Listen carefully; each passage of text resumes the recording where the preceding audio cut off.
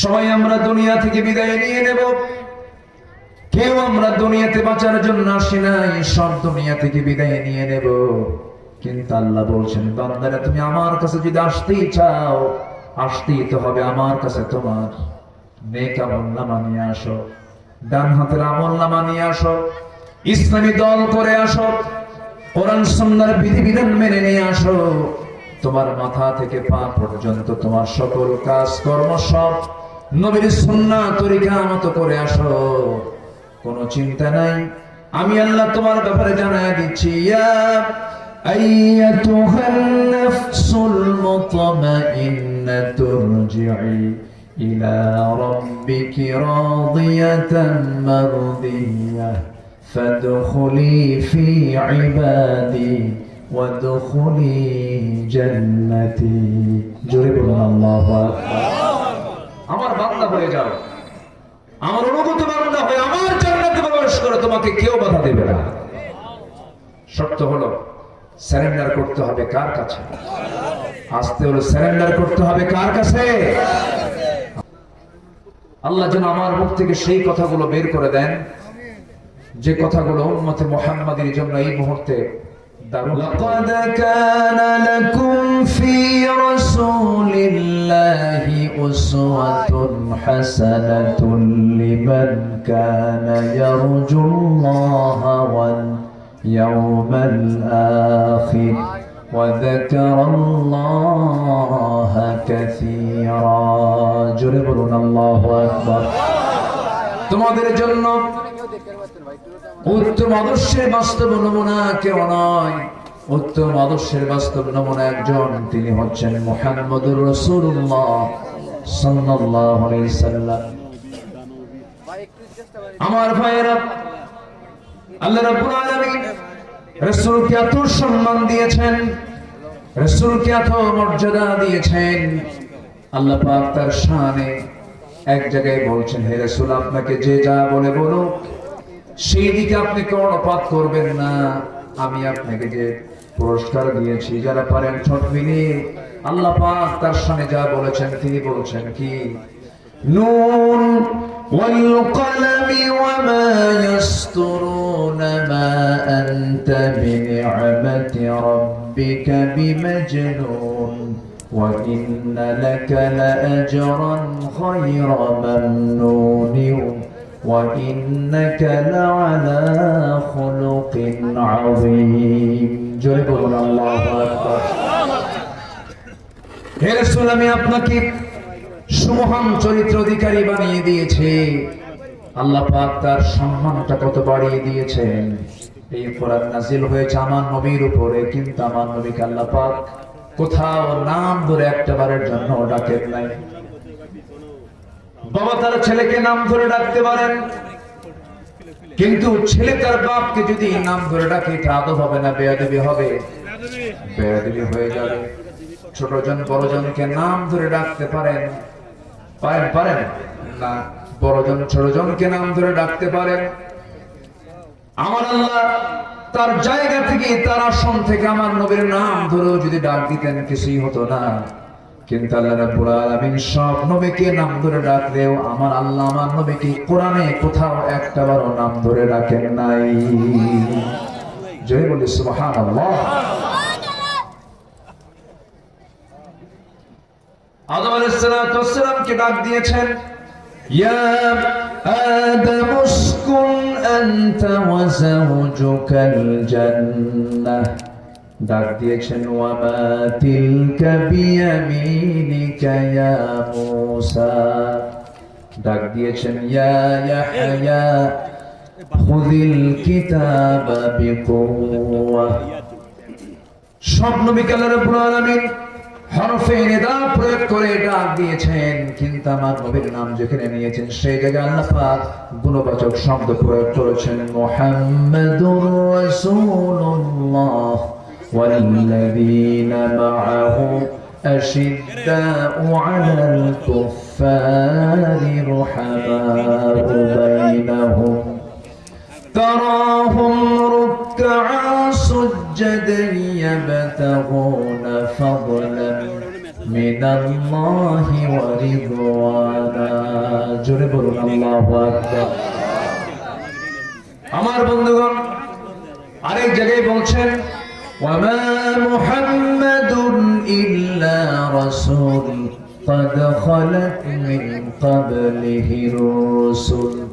আরেক জায়গায় ডাক দিচ্ছেন ইয়া আইয়ুহাল মুসাম্মিল কুমিল লাইলা ইল্লা কালিলা নিসফাহু আও ইনকুস মিনহু কালিলা। আরেক জায়গায় ডাক দিচ্ছেন ইয়া আইয়ুহাল মুদ্দাথির কুম ফাআনযির ওয়া রাব্বাকা ফাকাব্বির। কোথাও আল্লাহ রাব্বুল আলামিন আমার নবীর শানে নাম প্রয়োগ করে ডাক দিলেন না। এই জায়গায় যেখান থেকে আমি আলোচনা করতে চাচ্ছি সেখানে আল্লাহ রাব্বুল আলামিন তার রাসূলকে ডাক দিচ্ছেন ইয়া আইয়ুহান নাবিয়্যু ইন্না আরসালনাকা শাহিদা ওয়া মুবাশশিরান ওয়া নাযীরান ওয়া দা'iয়ান ইলাল্লাহি বিইذনিহি ওয়া সিরাজান মুনীরা। জোরে বলুন আল্লাহু আকবার। যে নবীকে আল্লাহ রাব্বুল আলামিন নিজের নামটা ধরে পর্যন্ত ডাক দেন নাই, সেই নবীর শান মানটা হলো আল্লাহর পরে তার দাম। অথচ সেই নবীকে বিগত 16 বছর যারা ক্ষমতার মসনদে ছিল তাদের সময় এই দেশে ডজন ডজন নাস্তিক রাসূলকে পর্যন্ত গালি দিয়েছে, তাদের কোনো বিচার বাংলার জমিনে হয় না। সাহায্য দরকার কার? আসতে বলো শানাকা নিতাজালাবি। হে নবী, আপনি মুখস্থ করার জন্য বারবার আপনার জিহ্বা আপনি নাড়াবেন না। আমি আল্লাহ নিজে আপনার সিনার মধ্যে কোরআনটা জমা করে দেব, আমি নিজে জমা করে দেব। আপনার এত পরিশ্রম করার কোনো প্রয়োজন নাই। সম্মানিত ভাইরা, সানুকরিউকা ফালা তানসা, আপনি কখনো ভুলবেন না। আমার রাসূলকে কে বলছেন? আল্লাহ বলছেন। তাহলে আপনি বলুন, চেষ্টা করলে কি কোরআনের হাফেজ হওয়া যায়? আমার নবীজির এক নম্বর আদর্শ হলো তিনি একজন দায়ী ছিলেন। আমরাও দায়ী হয়ে যাব, মানুষকে আল্লাহর পথে দাওয়াত দেব। আল্লাহ রাব্বুল আলামিন তার শানে বলছেন উদউ ইলা সাবিলি রাব্বিকা বিল হিকমাতি ওয়াল মাউইযাতিল হাসানাহ ওয়াজাদিলহুম বিল্লাতী হিয়া আহসান ইন্না রাব্বাকা হুয়া আ'লামু বিমান দাল্লা আন সাবিলিহি ওয়া হুয়া আ'লামু বিল মুহতাদিন। জোরে বলুন আল্লাহু আকবার। হে রাসূল, আপনি দাওয়াত দিন মানুষকে কার পথে?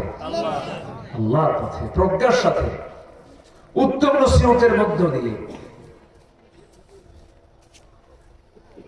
অধিকাংশ মাহফিল আমি লক্ষ্য করে দেখি শুধু চিল্লা চিল্লি হয়। এরকম কিছু মাহফিল আছে না নাই বলেন তো? আছে। সে তো চলেই গেছে, সে তো আর নাই। এখন সবাই আমরা দুনিয়া থেকে বিদায় নিয়ে নেব। কেউ আমরা দুনিয়াতে বাঁচার জন্য আসি নাই, সব দুনিয়া থেকে বিদায় নিয়ে নেব। কিন্তু আল্লাহ বলছেন, বান্দারা তুমি আমার কাছে যদি আসতেই চাও, আসতেই তো হবে আমার কাছে। তোমার নেক আমলনামা নিয়ে আসো, ডান হাতের আমলনামা নিয়ে আসো, ইসলামী দল করে আসো, কোরআন সুন্নাহর বিধিবিধান মেনে নিয়ে আসো। তোমার মাথা থেকে পা পর্যন্ত তোমার সকল কাজ কর্ম সব নবীর সুন্নাহ তরিকা মতো করে আসো। কোনো চিন্তা নাই, আমি আল্লাহ তোমার ব্যাপারে জানায় দিচ্ছি। ইয়া আইয়াতুহান নাফসুল মুতমাইন্নাতু ইরজিই ইলা রাব্বিকি রাদিয়াতান মারদিয়াহ ফাদখুলি ফি ইবাদি ওয়াদখুলি জান্নাতি। জোরে বলুন আল্লাহু আকবার।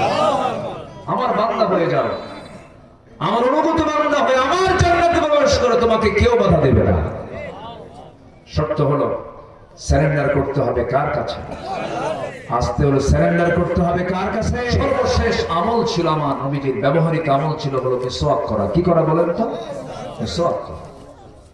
আর সর্বশেষ ওসিয়ত ছিল হলো সর্বশেষ কথা ছিল হলো নামাজ। বলেন সর্বশেষ কথা কি ছিল? নামাজ। আমার যা আলোচনা শুনেন আমি এই বিষয়টা খুব বেশি বলার চেষ্টা করি। আমি আপনি কেউ থাকবো না, দুনিয়া থেকে আমিও চলে যাব, আপনিও চলে যাবেন। কেউ বাঁচার জন্য আসি নাই। এই দুনিয়ার মায়া মমতা একদিন সব মাইনাস হয়ে যাবে। কলিজার টুকরা সন্তানের জ্বর হলে পরে গোটা রাত ঘুম হয় না, পেরেশানি কাজ করে। কিন্তু আপনি দুনিয়া থেকে বিদায় নিয়ে নেন এখনই, ওই সন্তানটা 3 দিন 5 দিন 7 দিন কান্নাকাটি করবে, এরপরে আপনাকে ভুলে যাবে। যুবক, তুমি নতুন বিয়ে করেছ, নতুন বউ তোমার ঘরে, 2 বছর সংসার করেছ, নতুন ফুটফুটে একটা বাচ্চা হয়ে গেছে। হঠাৎ করে তুমি একদিন রোডে হুন্ডা চালাতে নিয়ে খাদে পড়ে তোমার মৃত্যু হয়ে গেল। তোমার বউয়ের কানে সংবাদ চলে গেল। বউ তোমার শোকে কাঁদতে কাঁদতে সেন্সলেস হয়ে পড়লো। 2-3 দিন খেতে পারলো না। 7 দিন চলে গেল, খাওয়া বন্ধ হয়ে আছে। 14 দিনের মাথায় খাওয়া দাওয়া সব স্বাভাবিক হয়ে যাবে, ঘুম টুম সব স্বাভাবিক হয়ে যাবে। মাসখানেক পর চেহারায় হাসি আসবে, মাস 3 পর আরো স্বাভাবিক হয়ে যাবে। তোমার শ্বশুর বাড়ির লোকজন তোমার সেই আদরের বউটাকে নিয়ে চলে যাবে তার বাড়িতে। 4 মাস 10 দিন পার হয়ে যাবে। শোকের সময়গুলো পার হয়ে যাওয়ার পর 6 মাস 7 মাস পরে তোমার শ্বশুর শাশুড়ি তোমার সেই বউটাকে একটু বোঝায় শোনায় জোর করে অন্যত্র বিয়ে পর্যন্ত দিয়ে দেবে। অন্যের ঘরের স্ত্রী হয়ে চলে যাওয়ার পর তোমার সেই বউটাই পরের দিন ফোন দিয়ে তার আব্বা আম্মাকে বলবে, আব্বা তোমরা আমার ব্যাপারে যে সিদ্ধান্ত নিয়েছো বিয়ের বিষয়ে খুব ভালো করেছো, কারণ আমার আগের স্বামীর চাইতে এই স্বামীটা আরো ভালো। এটাই হলো দুনিয়া। আপনি আজকে মরে যান, সন্তানগুলো সম্পদ নিয়ে কাড়াকাড়ি শুরু করে দেবে। কেউ আমার আপন নয়। কে বলেছে আমার বাপ আপন? বাপ আমার আপন নয়। কে বলেছে মা আপন? মা আমার আপন নয়। কে বলেছে ছেলে আপন? সেও আমার আপন নয়। কে বলেছে আমার স্ত্রী আপন? সে আমার আপন নয়। কে বলেছে আমার ভাই আপন? সে আমার আপন নয়। একবার চক্ষু বন্ধ করে দেখুন, একমাত্র আপন আমার কে? আসতে বলবেন না কে? আল্লাহ পাক। রূহের জগতে একা ছিলাম, মার পেটের জগতে একা ছিলাম। দুনিয়াতে সে কিছু বন্ধু বান্ধব পেয়েছে। যেদিন আমার মরণ হয়ে যাবে আমি আবার একাই ফিরে যাব।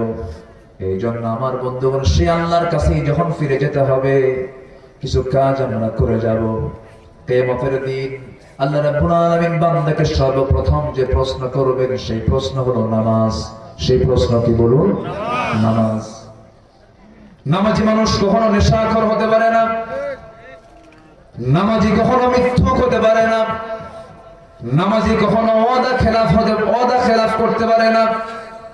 নামাজি কখনো অন্যের সম্পদ লুণ্ঠন করতে পারে না।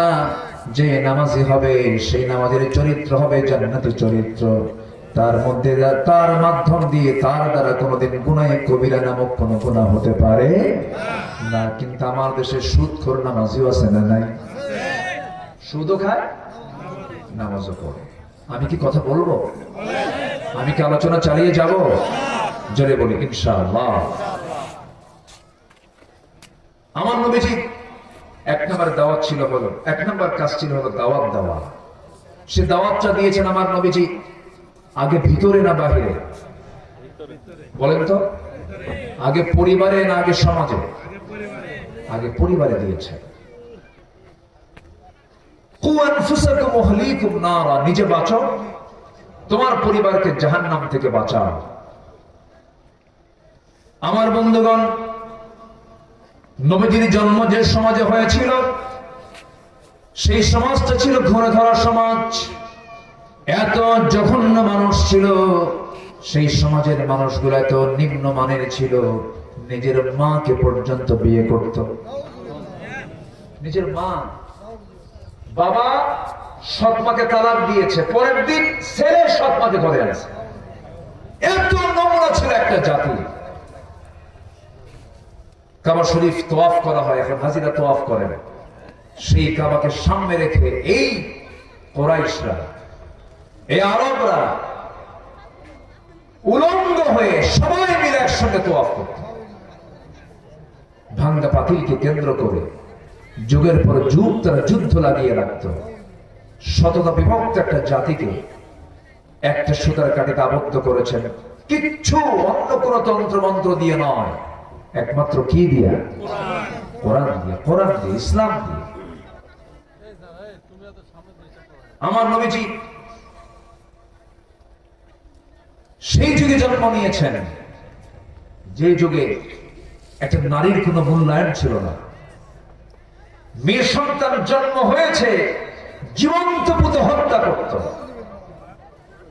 সেই যুগে আমার নবীজি ঘোষণা করলেন তার মুখ দিয়ে, যার ঘরে 3টা মেয়ে আছে তার জন্য 3টা পৃথক জান্নাত। সুবহানাল্লাহ, জোরে বলি সুবহানাল্লাহ। আপনাদের দোয়ায় আল্লাহ পাক আমাকে 4টা মেয়ে দিয়েছেন। কেউ তো জোরে আলহামদুলিল্লাহ বলবেন। আলহামদুলিল্লাহ। বিয়ে কি আপনি দিবেন? তো টেনশন তো আমাদের, একটু জোরে বলেন না আলহামদুলিল্লাহ। এটা বলার কারণ আছে। মেয়ে সন্তান হলে পর অনেকে মন খারাপ করে।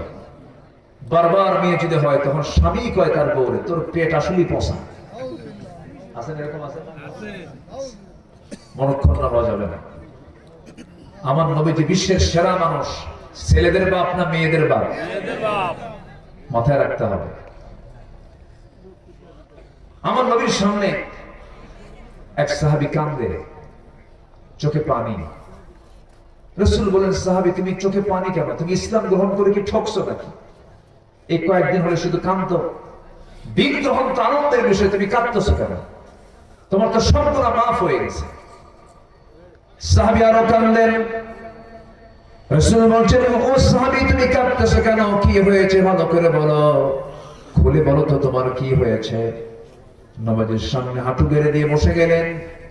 সুস্থ চেহারার অধিকারী সেই সাহাবী রাসূলকে সামনে বসায় বলেন, হুজুর আপনি আমাকে বারবার বলছেন সমস্ত গুনাহগুলো মাফ হয়ে গেছে, কিন্তু আমার মনে হয় সব গুনাহগুলো মাফ হলেও একটা গুনাহ বুঝি আমার মাফ হয় নাই। কি করেছো বলো হুজুর? জাহেলী সমাজের কারণে, সেই সমাজের পরিস্থিতির কারণে আমি আমার নিজের কন্যা সন্তানকে নিজের হাতে খুন করেছি। আমার মনে হয় এই গুনাহটা আল্লাহ পাক আমার মাফ করেন নাই। রাসূল বলেন, সাহাবীরা তুমি কেমন করে খুন করেছো আমাকে বলো তো। সামনে বসে গেলেন। আমার নবীজি লম্বা সময় ধরে তার কথাগুলো শুনলেন। ওই সাহাবী বলছেন, ইয়া রাসূলুল্লাহ, সন্তান যখন আমার স্ত্রীর গর্ভে চলে এলো, 6 মাস যখন পূরণ হলো, বউটাকে বললাম যাও মার বাড়িতে চলে যাও, সন্তান ডেলিভারি হয়ে আসো। ছেলে সন্তান যদি হয় সন্তানটা কোলে করে নিয়ে আসবে, মেয়ে সন্তান হলে কোনো কথা নাই। আমি আগেই তোমাকে ফরমান জারি করে দিলাম, তাকে জীবন্ত পুঁতে তাকে হত্যা করে এরপরে তুমি আমার কাছে আসবে। হুজুর বউটাকে পাঠিয়ে দিলাম। সন্তান ডেলিভারি হলো, সন্তানটা মেয়ে হয়েছে, কিন্তু আমাকে বলা হলো মৃত হয়েছে। আমার চোখের আড়ালে সন্তানটাকে অন্যের বাড়িতে বড় করে ধীরে ধীরে যখন 6 বছর হয়ে গেছে, এর মাঝে একটা দিন আমার চোখের সামনে পড়ে নাই হুজুর। হঠাৎ করে আমার চোখের সামনে একদিন সন্তানটা পড়ে গেল। চট করে হাত ধরলাম, আমার মতো চোখ, আমার মতো নাক, আমার মতো কান, আমার মতো কপাল, আমার মতো চেহারা, সোজা ধরে এনে বউয়ের সামনে হাজির করে বললাম, সন্তানটা কার? আমার বউ কাঁপতে কাঁপতে বলছে, সন্তানের তথ্য কতক্ষণ গোপন করব? এই সন্তানটা 6 বছর পূর্বে আমাদের ওরস থেকে এসেছে। আমি শুধু শুনলাম হুজুর, কিন্তু আমি ভিতরে ভিতরে চরম খেপে গেলাম। ঠান্ডা মাথার খুনি বনে গেলাম, সন্তানটাকে কেমন করে মেরে ফেলবো। অভিনয়ের পালা শুরু করে দিলাম। সন্তানটাকে কোলের মধ্যে নিয়ে আদর করে চুমু দিয়া তাকে আমার কাছে ঢুকায় নিলাম। ওর হৃদয়ের মধ্যে আমি ঢুকে গেলাম। এক পর্যায়ে মেয়েটা বলছে, মা আমার এই আদরের বাবার সঙ্গে তুমি কেন পরিচয় করে দাও না? আমার বাপ তো অনেক ভালো মানুষ। পরের দিন সকালবেলা ওই মেয়েটাকে বললাম, মা তোমাকে নারীর বাড়িতে নিয়ে যাব। দারুণ খুশি হলো, আনন্দে আত্মহারা হয়ে আমাকে জড়িয়ে ধরে আমাকে চুমু খেয়ে বলে, বাবা চলো নানির বাড়িতে আমি যাব। ওকে সঙ্গে করে নিয়ে রওনা দিলাম। হুজুর, নানির বাড়ির দিকে না গিয়ে আমি জঙ্গলের দিকে রওনা করলাম। জঙ্গলটা দেখে আমার মেয়েটার মুখ ছোট হয়ে গেল। আমার মেয়েটা বারবার বলছে, বাবা তুমি এই জঙ্গলের দিকে কেন যাও? কি হয়েছে তোমার? কিচ্ছু বললাম না, জঙ্গলটা পার হয়ে গেলাম, হাতে কোদাল নিলাম, গর্ত খনন শুরু করে দিলাম। আমার মেয়েটার মুখ আরো ছোট হয়ে গেল। বাবা গর্ত খনন কেন করছো? কোনো জবাব দিলাম না। যখন আমি কোদাল দিয়ে যখন গর্ত খনন করি, সিটকিসে কিছু মাটি দাঁড়ির মধ্যে লেগে যায়, আর আমার সেই মেয়েটা 5 আঙ্গুল দিয়ে খিলাল করে করে সেই মাটিগুলো সরায় সরাইয়া দেয়। আমার মেয়েটা, হুজুর, আমার শরীর থেকে ঘাম ঝরতেছিল। গামছা দিয়ে আমার মেয়েটা সেই ঘামগুলো ছড়ে ছড়ে দেয়, সুন্দর করে মুছে মুছে দিয়ে বলে, বাবা গর্ত খনন কেন করছো? আমাকে কিছু বলো। বাবা কিচ্ছু বললাম না। গর্ত খনন যখন শেষ হয়ে গেল, পিছন দিকে চলে এলাম, আর আমার মেয়েটাকে বললাম, মা দেখো তো গর্ত খনন কেমন হয়েছে। আমার মেয়েটা সরল মনে গর্তের কাছাকাছি চলে গেছে। উকি মেরে যখন দেখতে নিল, আমি পিছন দিকে আসলাম, চোখ বন্ধ করে পিছন দিকে সজোরে একটা ধাক্কা মারলাম। এক ধাক্কায় সন্তানটা গর্তের মধ্যে উপর হয়ে পড়ে গেল। চট করে চিত হয়ে 2টা হাত এক জায়গায় করে বলছে, বাবা বুঝতে পেরেছি মার কথাই সত্য হয়ে গেছে, মার কথাটাই বাস্তব হয়ে গেছে। তুমি আজকে আমাকে হত্যা করার জন্য এই জায়গায় এনেছো। বাবা আমি এটাও জানতে পেরেছি তুমি আমাকে কেন হত্যা করার পরিকল্পনা করেছো। নারীর সন্তান হয়ে পৃথিবীতে জন্ম নেওয়া যদি আমার অপরাধ হয়ে থাকে, বাবা আল্লাহর কসম করে বলি, এই যে তোমার চেহারা আজকে দেখাইছি, মৃত্যু আর কোনোদিন দ্বিতীয়বার দেখাবো না। প্রয়োজনে ভিক্ষা করে খাবো। বাবা আমাকে আজকে প্রাণে বাঁচায় দাও। হুজুর, ভিতরে দয়ার ভাব হলো না, ভিতরে মায়া কাজ করলো না। শিরকিয়াতের কারণে, জাহালাতের কারণে হাতের মধ্যে আমি বড় একটা পাথর নিলাম। পাথর নিয়ে আমি সোজা তার কলিজা বরাবর মেরে দিলাম। ফিনকি দিয়ে রক্ত বের হওয়া শুরু হয়ে গেছে। আমি আমার চোখের সামনে মাটি চাপা দিয়া, পাথর চাপা দিয়া জনমের মতো দুনিয়া থেকে বিদায় করে দিলাম। ফিরে আসলাম বাড়ির দিকে। দিন গ্রহণের আগ পর্যন্ত তেমন কিছু মনে হয় না, কিন্তু এই যে 6-7 দিন যাবত আমি দিন গ্রহণ করার পর থেকে রাতের বেলা বিছানায় ঘুমাতে গেলে আমাকে যেন আমার মেয়েটা বারবার ডাকতেছে, এটা আমার মনে হয়। আমার দারুণ কষ্ট হচ্ছে।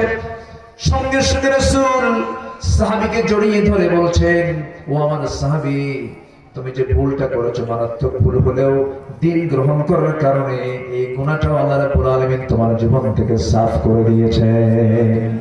জোরে বলি সুবহানাল্লাহ, আরো জোরে বলি সুবহানাল্লাহ। সেই একটা সভ্য সমাজ থেকে আমার নবীজি দাওয়াতি কাজের মধ্য দিয়ে দাওয়াত দিয়েছেন। কি দিয়া? আপনারা কি দিয়ে দাওয়াত দিয়েছেন? কোরআন দিয়ে দাওয়াত দিয়েছেন। এই কোরআন দিয়ে দাওয়াত দিয়ে সেই জাহেলি যুগের অসভ্য বর্বর একটা জাতির ভিতর থেকে বের করে আনলেন আবু বকর, কে বের করে আনলেন ওমর, বের করে আনলেন ওসমান, বের করে আনলেন আলীর মতো মানুষ, জাফর আবু তালহার মতো মানুষ। এমন শ্রেষ্ঠ মানুষ আর কিয়ামত পর্যন্ত পৃথিবীতে আসবে না। এই সমস্ত মানুষগুলো ওই জাহেলি সমাজ থেকে বের করে এনেছেন কোন জাদু মন্ত্র দিয়ে নয়। কিসের দাওয়াত দিয়া? কিসের দাওয়াত দিয়া? কোরআনের দাওয়াত দিয়ে। সে কোরআন আজও আছে না? নেই। আমরা দাওয়াত দেব মানুষকে কি দিয়া? কি দিয়া? কোরআন দিয়ে দাওয়াত দেব। আমার বন্ধুগণ, নবীজি দাওয়াত দিলেন প্রথম হলো ঘরের বা মানুষকে। জাবালে নূর আশ্রয় নিয়েছিলেন, যে জাবালে নূরি, সেই গারে হেরা, যে গুহার মধ্যে আমার নবীজি 5 থেকে 6 বছর ছিলেন, সেটা হলো জাবালে নূরের মধ্যে অবস্থিত নূর পাহাড়ের গারে হেরা। আল্লাহ পাক আমাকে বারবার নিয়েছেন। আল্লাহ প্রত্যেককে যাওয়ার তৌফিক দান করুন। আমিন। এত আস্তে বলেন আমিন। জোরে বলেন, আরো জোরে বলেন। আল্লাহর ঘরকে দেখার শখ হয় না? সবাই দেখতে রাজি আছেন তো? নিয়ত থাকলে দেখা হবে। 2015 সালে আমি হজে গিয়েছি। প্রথম সফর তো আমার 2009 সালে।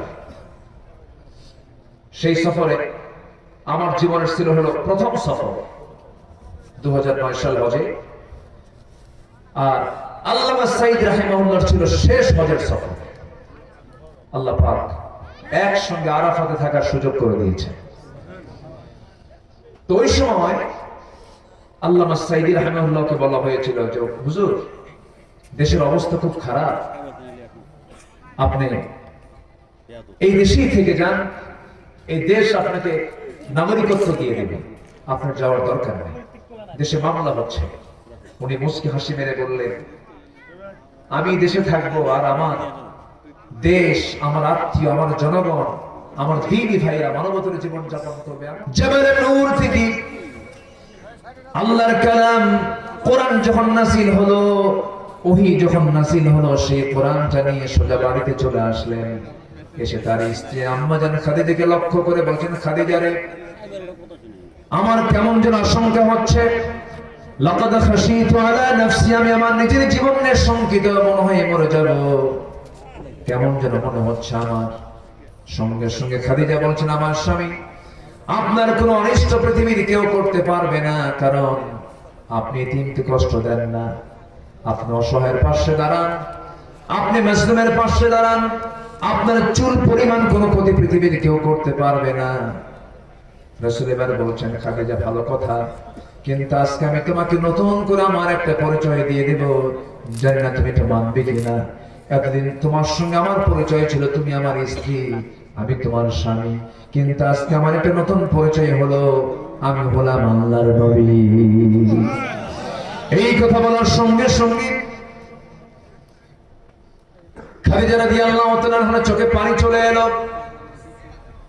এবার তিনি বলছেন, আমার স্বামী গো, 15 বছর ধরে দাম্পত্যময় জীবন চালালাম, যার মুখ থেকে একটা অযাচিত কোনো কথা বের হতে দেখলাম না, একটা মিথ্যা কথা বের হতে দেখলাম না। আপনি জানলার নবী হবেন, এতে বিন্দু পরিমাণ কোনো সন্দেহ নাই। জয় বলে সুবহানাল্লাহ, আলহামদুলিল্লাহ। আমি আপনাকে ফিল করছিলাম যে ভাইকে পাবো কখন। জি, একসঙ্গে হজেও গেছে, একসঙ্গে হজ করেছি, আলহামদুলিল্লাহ। আমি কি আলোচনা চালাবো? আলোচনা চালাবো? কারো কোনো কষ্ট হচ্ছে না তো? আলহামদুলিল্লাহ। সম্মানিত ভাই, আমার নবীজি জাবালে নূর থেকে সে বউয়ের সামনে দাঁড়ালেন, বউকে বলেন, বউ, আমি আল্লাহর নবী, তোমার কি বিশ্বাস হয়? কি চরিত্র রাসূল উপহার দিলেন। স্ত্রী বলছেন, আপনি যে আল্লাহর নবী হবেন, চুল পরিমাণ কোনো সন্দেহ নাই। সবার কাছ থেকে সার্টিফিকেট পাওয়া যায় ভালো, কিন্তু বইয়ের কাছে সার্টিফিকেট ভালো পাওয়া কিন্তু খুব মুশকিল। তুমি কত নম্বর হুজুর আমার জানা আছে, বসো, বুঝেন? আপনি বলুন তো, চেয়ারম্যান বড় না চেয়ারম্যানের বউ বড়? আবার কিন্তু ভাইকে বলতেছেন না কিন্তু। আচ্ছা,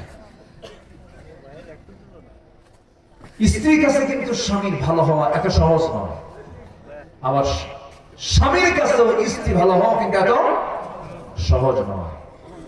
আমার রাসূলের চরিত্র কি ছিল তিনি বলে দিয়েছেন, দিনের আলোতে যা করি সাহাবের তা বলে বেড়াও, রাতের আধারে আমার স্ত্রী যা করে তা বলে বেড়াও।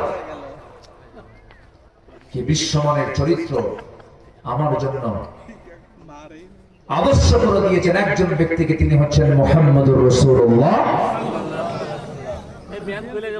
রাসূল বললেন, তোমার কি বিশ্বাস হয়? আমাকে পড়িয়ে দেন লা ইলাহা ইল্লাল্লাহ। আমার নবীজি এবারে দাওয়াতের জন্য গেলেন। 3 বছরের ছোট, আমার নবীজি 3 বছরের বড়। হিজরতের রাতের সাথী, সারা জীবনের সাথী সাইয়েদনা আবু বকরকে বলছেন, আবু বকর, আমি আল্লাহর নবী, আমার কাছে ওহী নাযিল হয়, তোমার কি বিশ্বাস হয় নাকি? সঙ্গে সঙ্গে বন্ধু কেঁদে ফেলে দিয়ে বলছেন, আমার স্বামী, আমার বন্ধু আবু বকর, আমার বন্ধু মুহাম্মদ, আপনি যে আল্লাহর নবী হবেন কোনো সন্দেহ নাই, আপনি আমাকে এখনই পড়িয়ে দেন, আশহাদু আল্লা ইলাহা ইল্লাল্লাহু ওয়াহদাহু লা শারীকা লাহু ওয়া আশহাদু আন্না মুহাম্মাদান আবদুহু ওয়া রাসূলুহু। হেদায়েতের মালিক কে বলেন? নবীজি খুব প্রশান্তি পেলেন। ঘরের মানুষ কালেমা পড়ে নিয়েছে, বন্ধুটাও কালেমা পড়ে নিয়েছে। এবার চলে গেছেন ছোট্ট একজন শিশুর কাছে, সাইয়েদনা আলীর কাছে গিয়ে বলছেন, আলী, দাওয়াতি কাজ নিয়ে এসেছে, আমি আল্লাহর নবী, তোমার কি বিশ্বাস হয় নাকি? জ্ঞানের দরজা, অত্যন্ত জ্ঞানী মানুষ সাইয়েদনা আলী ছোট্ট অবস্থায় তিনি বলে ফেললেন, আপনি জানেন নবী হবেন, সেই নবুয়তের চরিত্র আমি আপনার মধ্যে দেখতে পেয়েছি। যে লোকটা জীবনে মিথ্যা কথা বলে না, আমার বন্ধুগণ, আজকের সমাজে যে লোকটার মুখে মিথ্যা কথা কম থাকবে, আমি আল্লাহর কসম করে বলি, সেই লোকটাই সবচেয়ে বড় পিশাব, বুজুর্গ সাহেব, ঠিক কি না? সেই লোকের কথা বন্দুকের গুলি মিস হতে পারে, আল্লাহর দরবারে সেই লোকের দোয়া কবুল হয়ে যাবে। আল্লাহু আকবার। শুধু মুখ থেকে কি বলা বাদ দিতে হবে? মিথ্যা। সম্মানিত ভাইরা, আমার তো মনে হয় জাতিগতভাবে সবচেয়ে বেশি মিথ্যা কথা বলে কোন দেশের মানুষ? ও আপনি বললেন, হাই রে, মিথ্যা কথা বলে, উঠতে বসতে খেতে চলতে মিথ্যাই হচ্ছে সবচেয়ে বড় একটা পুঁজির নাম। এটা আমরা মিথ্যার দিকে যাব না। জোরে বলি ইনশাআল্লাহ, জোরে বলি ইনশাআল্লাহ। পৃথিবীতে একজন মানুষের শুধু রেকর্ড আছে, শুধু একজন, only one person, the prophet Muhammad sallallahu alayhi wasallam, জীবনে কৌতুক করেও একটা মিথ্যা বলেননি তার মুখ থেকে, অথচ দেশ চালিয়েছেন, সমাজ চালিয়েছেন, রাষ্ট্র চালিয়েছেন, মসজিদ চালিয়েছেন, বিচারালয় চালিয়েছেন, কোর্ট চালিয়েছেন, যুদ্ধের ময়দান চালিয়েছেন। একটা মিথ্যার আশ্রয় নেওয়া লাগে না। আসুন না সেই বিশ্বমানের চরিত্রকে আমাদের চরিত্র বানায় নেই। আল্লাহ কবুল করুন, জোরে বলি আমিন। কি মানুষ বানালেন আবু বকর, আল্লাহু আকবার। রাষ্ট্রপ্রধান তিনি, কি রাষ্ট্রপ্রধান। রাতের বেলা জনগণকে দেখার জন্য তিনি বের হতেন, প্রত্যেক রাত্রে খালি পায়ে। কি পায়ে? খালি পায়ে। সাইয়েদনা ওমর ফারুক বলে ফেললেন, আমিরুল মুমিনিন, আপনি খালি পায়ে এই পাথরওয়ালা রাস্তায় আপনি খালি পায়ে গভীর রাতে একা একা হাঁটেন কেন? পাথরের আঘাতে আপনার চামড়া ফেটে তো রক্ত বের হয়ে যাবে। তিনি বলে ফেললেন, ভাই ওমর, আমি যদি খড়ম জুতা দিয়ে যদি এই পাথর রাস্তায় যদি হাঁটা শুরু করি, জুতার সঙ্গে ওই পাথরের একটা আঘাত লাগবে, আওয়াজ হবে। সে আওয়াজে আমার জনগণের যদি ঘুম নষ্ট হয়ে যায়, কিয়ামতের দিন আমাকে আসামির কাঠগড়ায় দাঁড়িয়ে তার জবাব দিতে হবে। সেই জাহেলি যুগ থেকে কি মানুষ বের করলেন রাসূল? কিসের দাওয়াত দিয়া? কিসের দাওয়াত দিয়া? একা একা চলতেছেন, কোনো প্রোডাকশন লাগে না, কোনো প্রোটোকল লাগে না, একাকি চলছেন রাতের বেলা খালি পায়ে জনগণকে দেখার জন্য। তার এক প্রতিবেশী ছিল, বুড়ি মানুষ, চোখে দেখতো না, স্বামী নাই, ছেলে নাই, মেয়ে নাই, কেউ নাই, দেখতেছে। প্রত্যেক রাতে সাইয়েদনা আবু বকর তার ঘরের মধ্যে ঢুকে তার সব সেবাগুলো করে চলে আসতেন। ওমর ফারুক একদিন এক রাতে তার খেদমত করার জন্য গেছেন। বুড়িমা, দরজা খোলা যাবে কি? কেন? আমি আপনার খেদমত করতে এসেছি। আমি ওমর। কেন? কিছুক্ষণ আগে একজন আমার খেদমত করে গেছে। ওমর ফারুক আশ্চর্য হয়ে গেলেন, এই বুড়িমার ঘরে কোন যুবকটা ঢুকলো? পরপর 2 রাত সার্চ দিলেন, খুঁজে পেলেন না। তৃতীয় রাত্রিতে লক্ষ্য করে দেখেন কে যেন ঘরের মধ্যে চট করে ঢুকে পড়ছে। তিনি বাইরে আত্মত পেতে থাকলেন। খেদমত করে যখন তিনি বের হয়েছেন, চট করে পিছন দিক থেকে হাতটা চেপে ধরে দেখেন কেউ না, খলিফাতুল মুসলিমিন আবু বকর। জোরে বলি সুবহানাল্লাহ। দুইজনে কেঁদে ফেললেন। সাইয়েদনা ওমর ফারুক বলছেন, আমিরুল মুমিনিন, আপনি রাষ্ট্রপ্রধান, সারাটা দিন আপনি পরিশ্রম করেন, রাতের বেলা এই সমস্ত কাজকে আমাদের দেওয়া যায় না। তিনি বলছেন, ওমর রে, তোমার আমলনামা নিয়ে আমি কিয়ামতের দিন উঠবো না, আমার আমলনামা নিয়ে তুমিও কিয়ামতের দিন উঠবা না। আমার কাজ আমাকে করতে দাও, আমার কাজটা আমাকে করতে দাও। সাইয়েদনা ওমর ফারুক রাদিয়াল্লাহু তাআলা আনহু, তিনিও তো তাকওয়ার দিক থেকে কোনো অংশ কম ছিলেন না। 2 বছর খেলাফতের দায়িত্ব যখন পালন হয়ে গেল, সাইয়েদনা আবু বকর দুনিয়া থেকে বিদায় নিলেন, খেলাফতের দায়িত্ব গ্রহণ করলেন ওমর। ওই মহিলা তখন বেঁচে আছেন, কিন্তু মহিলা জানতেন না আবু বকর দুনিয়া থেকে বিদায় নিয়েছেন। পরের রাত্রে চলে গেছেন ওমর ফারুক ওই মহিলার বাড়িতে খেদমত করার জন্য। খেদমতের জন্য ঘরের মধ্যে ঢুকেছেন, খেদমত করলেন, কাপড় চোপড়গুলো ধুয়ে দিলেন, খাবারগুলো গোছায়া দিলেন, সামনে খেজুরগুলো ধুয়ে দিয়ে চলে আসছেন। মহিলা খেতে বসেছেন, খেতে বসতে নিয়ে বুড়ি মহিলাটা খেতে বসতে নিয়ে যখন একটা খেজুর মুখের মধ্যে দিয়েছেন, কামড় মেরেছেন, খেজুরের পিচি তার দাঁতের সঙ্গে লেগেছে। সঙ্গে সঙ্গে তিনি কান্নায় ভেঙে পড়ে বলছেন, বুঝতে পেরেছি আমার প্রথম খাদেম আবু বকর আর দুনিয়ার বুকে নাই, সে মারা গেছে। কারণ আমার আবু বকর যখন আমার ঘরে খেদমত করার জন্য আসতো, সে খেজুরটা পর্যন্ত আমার সামনে দেওয়ার সময় খেজুরের বিচি সহ বিচিটা আউট করে আমার সামনে হাজির করতো, যেন আমার খেজুর খেতে যেন বিন্দু পরিমাণ কোনো কষ্ট না হয়। জোরে বলে সুবহানাল্লাহ। আমার আবু বকর না, কেন আমার আবু বকর খেজুর দিয়েছে, বিচি ছাড়া খেজুর, যেন আমার খেতে যেন চুল পরিমাণ কষ্ট না হয়। সম্মানিত ভাইরা, আজকে একটা নেতা ঢাকা থেকে আসবেন, তার সামনে 50টা পিছনে 50টা গাড়ির শোডাউন। আমি নিজের চোখে দেখেছি। মালয়েশিয়ার প্রধানমন্ত্রী, আমি একদিন কেলে ঘুরতেছিলাম এক শপিং মার্কেটে, মালয়েশিয়ার প্রধানমন্ত্রী তার স্ত্রীকে নিয়ে শপিং করছেন, সামনেও কেউ নাই পিছনেও কেউ নাই, প্রেজেন্ট ওয়ার্ল্ডের ঘটনা এটা। 50টা গাড়ির তেল খরচ, এটা কি মিতব্যয় না অপচয়? মিতব্যয় না অপচয়? অপচয়। প্রত্যেকটি বিষয়ে জবাব দিতে হবে কার আদালতে? আসতে বলবেন না, কার আদালতে? ওমর ফারুক রাদিয়াল্লাহু তাআলা আনহু একদিন বসে আছে, এক সাহাবী হাদিস বর্ণনা করছেন, বলতেছেন মিসকাল হাববাতিন মিন কিবার, যার মধ্যে চুল পরিমাণ অহংকার থাকবে সে জান্নাতের গন্ধই পাবে না। ওমর ফারুক সঙ্গে সঙ্গে তিনি জমিনে পড়ে গেলেন। জমিনে পড়ে গিয়ে পাগলের মতো হাউমা করে কান্নাকাটি করেন, নিজের দেহের সাথে গোটা জমিনের মাটিগুলো লাগায় নেন, লাগায় নিয়ে আকাশের দিকে তাকায় বলছো, আকাশের মালিক আল্লাহ, আমাকে মানুষ খলিফা বলে, আমাকে মানুষ রাষ্ট্রপ্রধান বলে, আমাকে মানুষ সম্রাট বলে, আমার মধ্যে হালকা হালকা অহংকার মনে হয় চলে আসে, কিন্তু আমার মনে হয় আল্লাহ তুমি যদি আমাকে পাকড়াও করো, কিয়ামতের দিন আমি জাহান্নাম ছাড়া আমার কোনো পথ থাকবে না। আমার কাছে মনে হয় ও আল্লাহ, এই দুনিয়াতে তুমি যত বান্দা পাঠিয়ে দিয়েছো, সব বান্দার জন্য জান্নাতের ফয়সালা হলেও একজনকে যদি তুমি জাহান্নাম দাও, আমার মনে হয় সে একজন বান্দা কেউ হবে না, আমি ওমর সেই জাহান্নামী বান্দা হতে পারি। আল্লাহু আকবার বলেন। বান্দার পরিচয় কেমনই হওয়া উচিত। আল্লাহ পাক এই সমস্ত সাহাবীদের জীবনকে লালন করার তৌফিক দান করুন। জোরে বলি আল্লাহুম্মা আমিন। সম্মানিত ভাইরা, এক নম্বর হচ্ছে দাওয়াতি কাজ করব আমরা। নাম্বার 2 হলো আমার রাসূল ছিলেন সাহসী। কি ছিলেন বলেন তো? সাহসী। পৃথিবীতে কোনো কিছু করতে গেলে, বিজয় অর্জন করতে গেলে কি দরকার? আমার নবীজি কি ভীরু ছিলেন না সাহসী ছিলেন? চিন্তা করুন, ঘর থেকে বের হচ্ছেন হিজরতের রাতে, নাঙ্গা নাঙ্গা তরবারি,